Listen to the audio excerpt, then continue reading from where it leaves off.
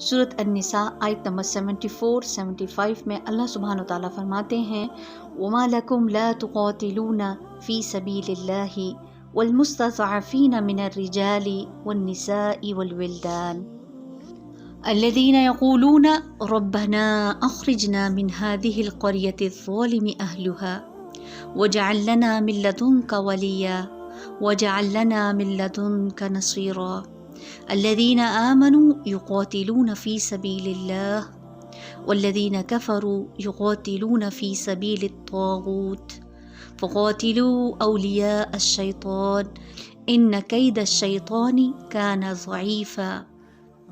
और ए मुसलमानों, तुम्हें क्या हो गया है कि तुम अल्लाह के रास्ते में कमज़ोर मर्दों, औरतों और बच्चों की खातिर नहीं लड़ते, जो कहते हैं ए हमारे रब,